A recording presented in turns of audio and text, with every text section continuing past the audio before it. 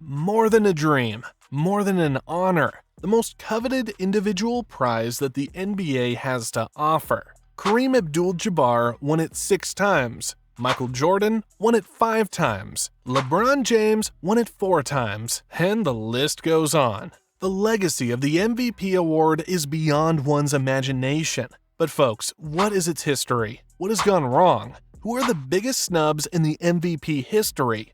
Who's winning this year? Stay tuned because today's video is going to blow your minds. NBA's most valuable player. Oh man, these words, they've got such a sweet, sweet sound.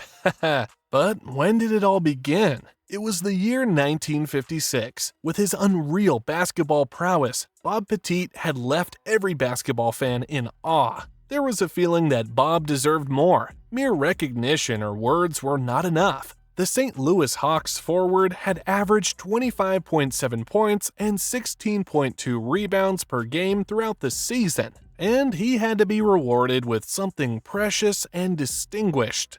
And so, guys, the league introduced the Maurice Podoloff Trophy. It was named in honor of the first commissioner. And yeah, you got that right. It was to be given to the NBA's most valuable player. And just like this, Bob Pettit was given what he deserved, the first MVP award in NBA history. For the past 67 years, this celebrated accolade has been given to the best regular season player in each NBA season, sparking a continuous chain of recognition.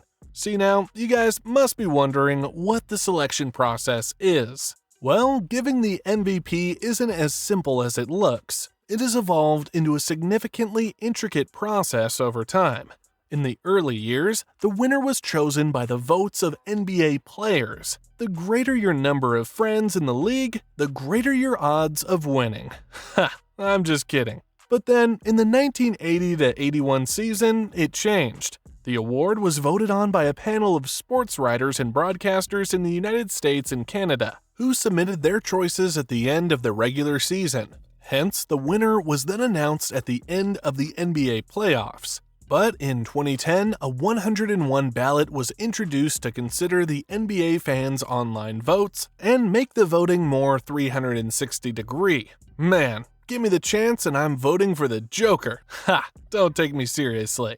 Anyhow, to make the process even more transparent and kill the chances of media faces holding biases because of their affiliation with NBA teams, the league introduced another change. From 2016 to 17 onwards, the NBA began recruiting 100 media members with no strings attached to any NBA teams to cast votes. But casting votes isn't just based on mere stats. The official NBA criteria for the award state that the MVP should be the player who has had the most positive impact on his team's success during the regular season. This is a somewhat vague definition, but it can be broken down into crucial factors that voters typically consider. Firstly, the MVP should be a player who has significantly impacted their team's success. I mean, the team must have one of the best winning records, if not the best records in the league. Secondly, the MVP should have very impressive statistics, rather the best in the league with some serious consistency. If you guys remember the time Russ Westbrook got his MVP, one of the reasons was that he had averaged a triple-double in every game after Kevin Durant's departure. So yeah, statistics do matter, but so does leadership, clutch plays, teamwork, and work ethic. And just as recently, the last addition by Adam Silver, to be eligible for the MVP award, a player must appear in at least 65 games. Damn, and this is exactly why Joel Embiid is done and dusted. So guys, owing to this selection criteria, there have always been discrepancies and issues. Some have even said that the MVP awards are rigged. That's some serious allegation. Well, when your favorite player isn't winning, you've got all the right to say this. But fellas, jokes aside, there have been lots of controversial moments in the history of the MVP award, and there were times when people questioned its transparency. For instance, in the 1977-78 season, Kareem Abdul-Jabbar had a phenomenal campaign, averaging 24.6 points, 10.4 rebounds, and 4.6 assists per game.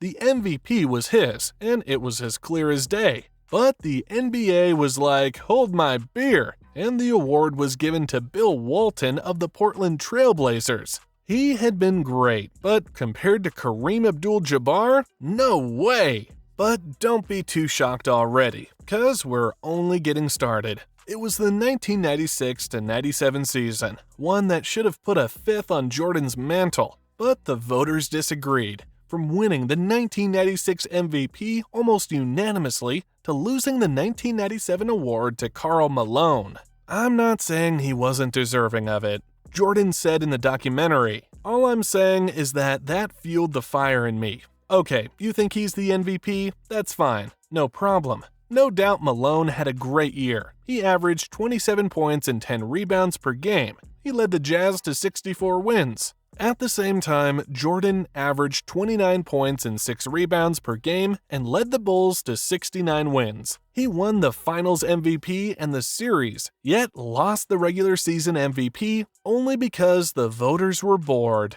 Jeez. But then 3 years later, the fans were baffled once again as Allen Iverson won over Shaq, even though Shaq's Lakers also went on one of the most historic playoff runs ever, nearly sweeping the entire way through. This included beating Iverson's Sixers in the finals at 4-1. This was outrageous, but what happened in the 2005-06 season was even worse. During that year, Kobe averaged 35.4 points per game and scored 81 points in a game, but he was snubbed as Steve Nash took the award. I mean, he wasn't even averaging half of what Kobe had averaged. But guys, it was only topped by the 2010-11 MVP award, as Derrick Rose became the youngest player to win an MVP at just 22. Damn!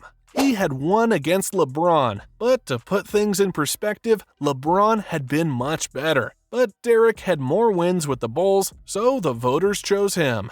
Gee.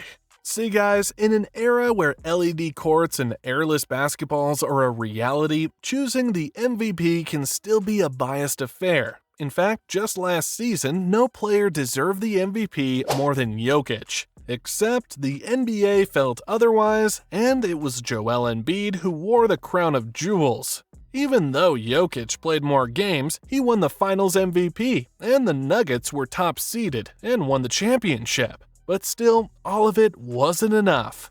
Anyhow, even if we put Jokic's case aside, there are many great players in recent years who could have stood a chance to win the coveted award, but they didn't. Be it James Harden in the 2019-20 season, as he averaged 34.3 points, 7.5 assists, and 6.6 rebounds, scored 40 points or more on 28 occasions, or Jason Tatum in the 2022-23 season, tallying 30.1 points, 8.8 rebounds, and 4.8 assists per game. These guys were too good, but didn't win. Nevertheless, as we look into the talent that's around, there are likes of Luka Doncic, Kawhi Leonard, even LeBron James, Kyrie Irving, and Damian Lillard, amongst many others, who have been the fan favorites, but they haven't won the MVP in the last 5 seasons or more. But as we move into the future, there is hope. Speaking of which, let's have a look at the MVP favorites for 2024. And first of all, yes, Joel Embiid, who was at one stage the favorite, is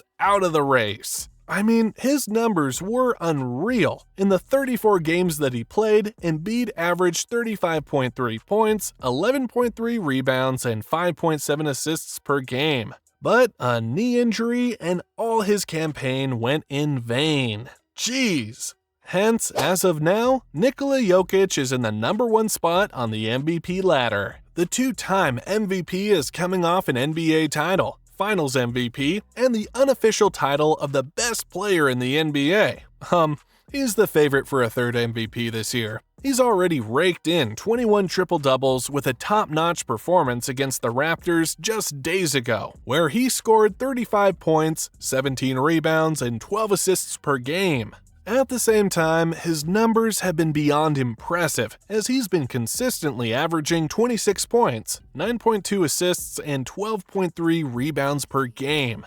Damn! Every stat in this line calls for an MVP. Haha. Sitting next to Jokic is the Oklahoma City Thunder guard gilgeous-alexander, who, after finishing 5th in MVP voting last season, has taken yet another step forward as a true superstar in this league. Not only is he averaging better than 30 points per game for the second straight season while shooting extremely efficiently, but his defense has gone to a whole new level. Gilgeous-Alexander has led the Thunder to a 44-19 record behind his 31.2 points, 5.6 rebounds, and 6.5 assists per game. He's been incredibly consistent, crossing the 30-point mark on more than 47 occasions. Jeez. Anyway, guys, our next man is nothing less of a wonder. Luka Doncic is having the best season of his career, with a 73-point game against the Hawks that left everyone mesmerized, to his insane numbers where he averaged 34.3 points, 9.7 assists, and 8.8 rebounds per game throughout the season. Luka might bag his first MVP this year. Amongst other top nominees, Giannis and Jason Tatum are geared up to win big, but only time will tell. As of now, it's pretty imminent that Jokic will rule the NBA once again, but still, the NBA isn't over, and it's a long road. Hope you guys enjoyed today's video. Don't forget to dunk on that subscribe button. Peace.